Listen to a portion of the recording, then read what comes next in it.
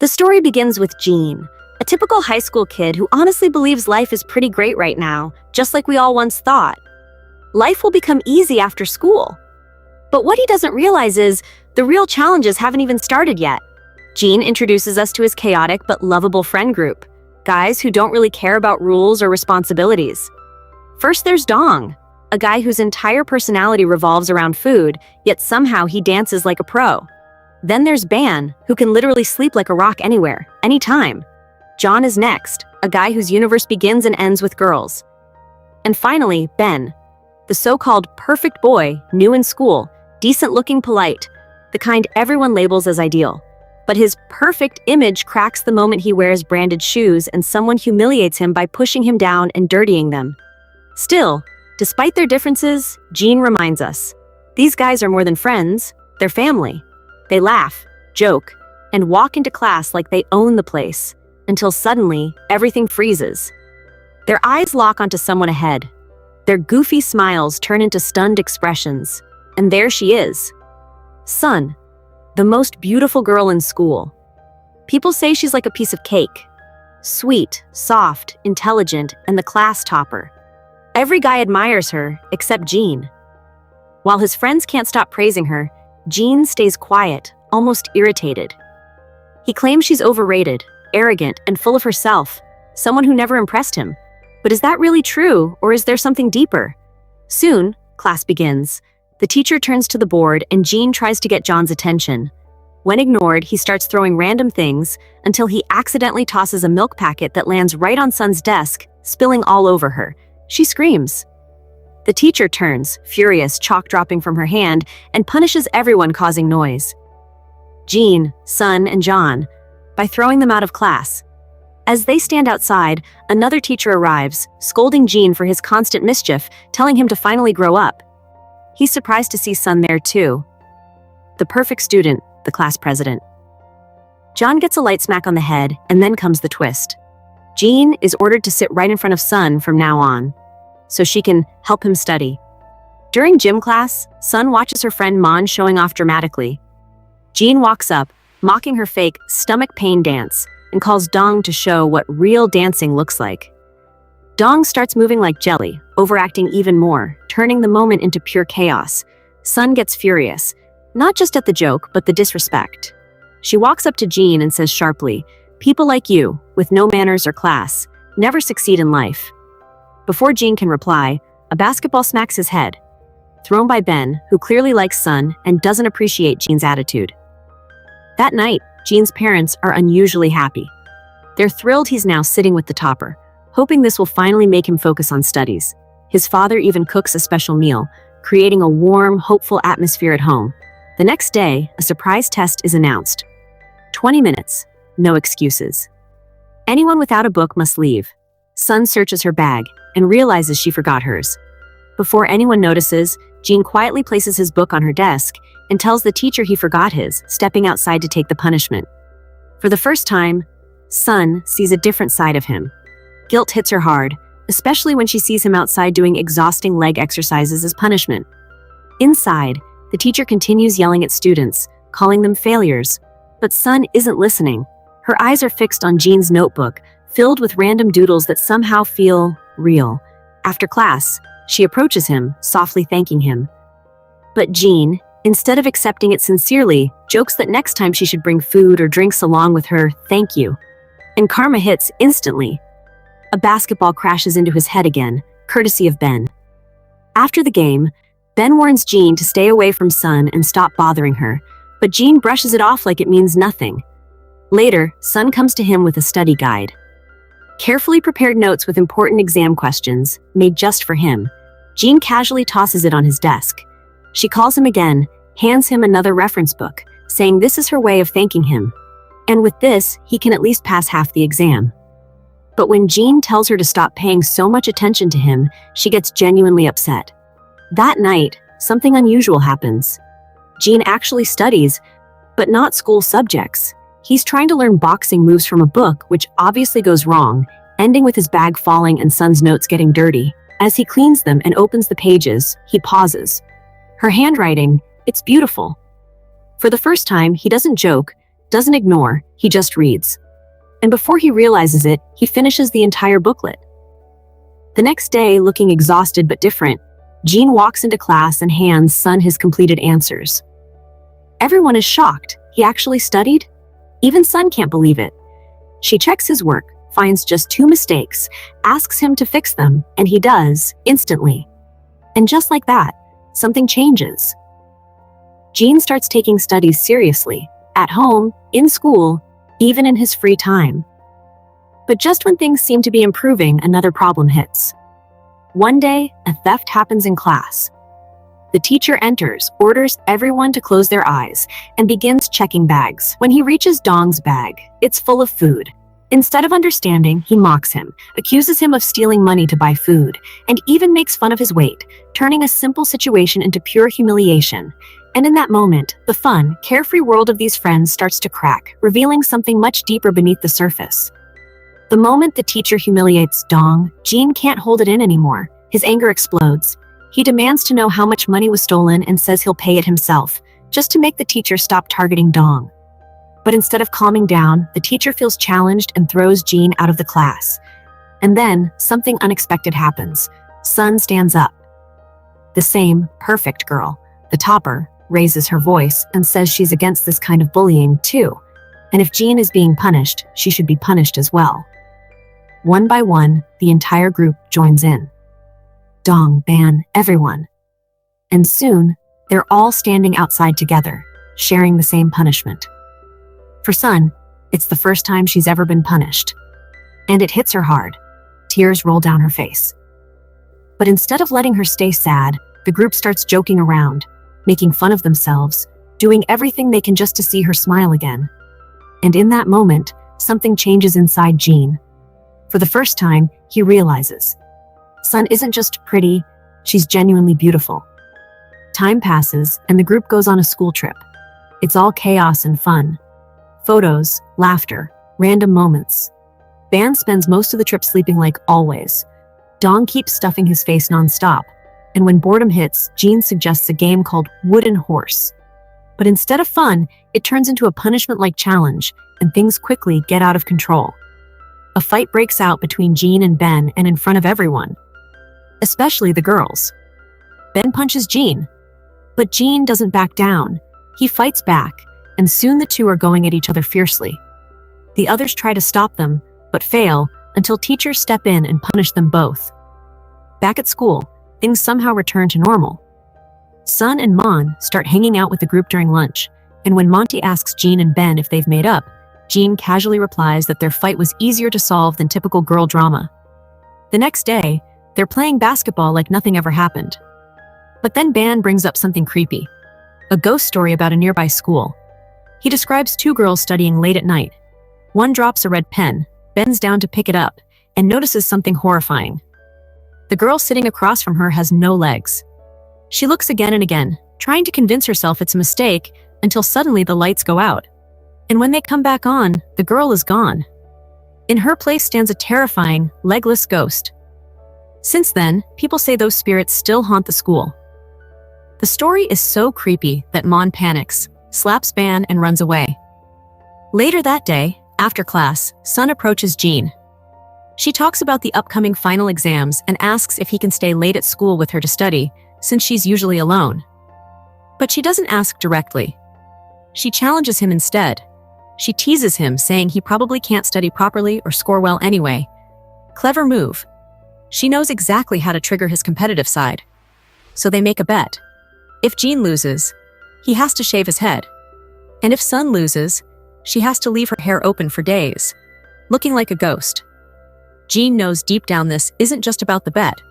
Sun simply doesn't want to stay alone at school. But he doesn't say anything. Instead, he accepts. And from that moment, everything changes. Jean starts working harder than ever before. Every day he stays late with Sun, studies seriously, pushes himself beyond limits. At home, he even makes his dad sit beside him, peeling onions just to keep him awake. The boy who once didn't care about anything is now completely focused. After exams, one night, Sun is again studying alone in school. Suddenly, the lights go out. Fear grips her. Her hands tremble as she hurriedly packs her things. And in panic, her red pen drops. As she bends to pick it up, the lights flicker back on. And standing right in front of her is Gene, with a completely shaved head. He lost the bet. But somehow, he's smiling. Later, as they walk home, rain begins to pour. They run to a bus stop, laughing, trying to avoid getting soaked, when suddenly a speeding car splashes muddy water all over Gene. Instead of getting angry, they burst out laughing. And then, like a scene straight out of a movie, they run into the rain, playing, laughing, living in that perfect moment. The next day, as Gene sits with his friends, Sun walks past them, with her hair open. She looks stunning. Everyone freezes, just staring at her. And slowly, silently, Gene realizes something he can't ignore anymore. He's fallen in love with her. Now, he finds excuses just to stand near her, just to be around her. And then comes the final day of school. The university aptitude test. After the exam, the pressure is gone, and everyone celebrates like crazy. They go to places they weren't allowed before, run on the beach despite the cold, laugh endlessly, and finally sit together, talking about their dreams. Everyone has a plan, a goal, except Sun. The topper, the smartest one, doesn't know what she wants to become. Graduation day arrives, and everyone gets into their desired universities. Colors fill the air as they celebrate, throwing powder at each other. Sun sits quietly with Mon, and when asked who she wants to confess to her, she softly admits, it's Gene. Before anything more can happen, the boys arrive and pull them into the celebration. Later, as the day ends, Gene and Sun walk together. He nervously takes out a small bracelet from his pocket, hesitates, and then gently ties it around her wrist, telling her never to take it off. It's his silent confession. Sun blushes, unable to say a word. And just like that, a new chapter begins. But life doesn't stay the same. The new year starts, and everyone moves to different universities.